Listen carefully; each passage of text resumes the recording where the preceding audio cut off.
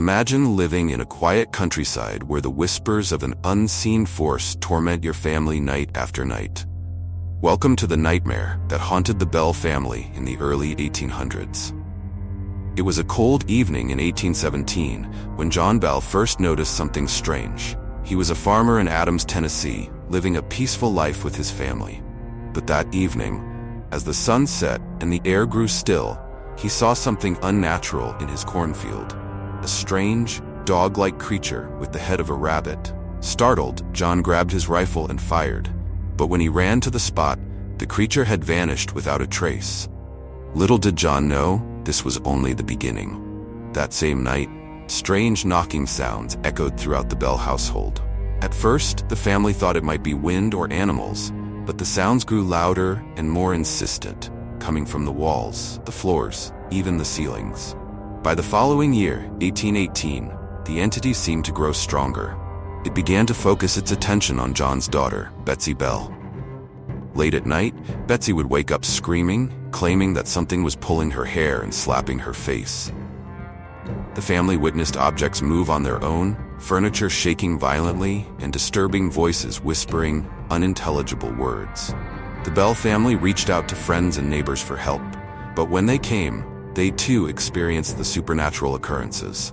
One neighbor claimed that while visiting, his blankets were ripped from his bed, and a voice told him, "You can't stay here."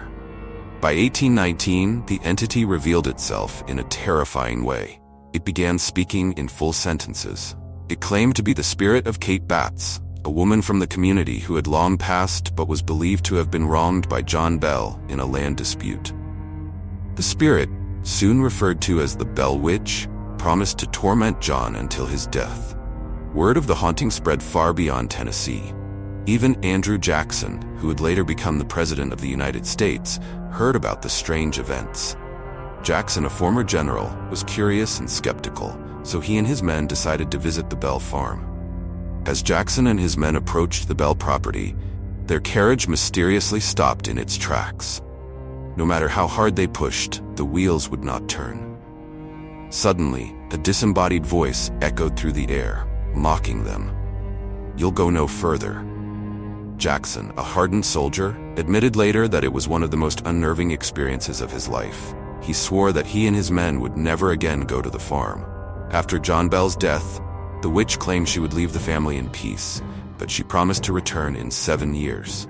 True to her word, the strange occurrences did stop, and for a brief time, the Bell family found some peace. However, in 1828, exactly 7 years later, the entity returned. But this time, the activity was less violent, and after a brief period, the spirit left, seemingly for good. To this day, the Bell Witch remains one of the most documented hauntings in American history. Many believe the land in Adams, Tennessee is still cursed, with some visitors claiming to feel an unsettling presence or hear unexplained sounds. Was it the spirit of Captivates seeking revenge? Or was the Bell family simply victims of a terrifying, unknown force? We may never know, but the Bell Witch legend continues to haunt the minds of those who dare to listen. What do you think? Could this have been a real encounter with the supernatural, or just an elaborate story passed down through generations? Let me know your thoughts in the comments below, and stay tuned for more chilling tales.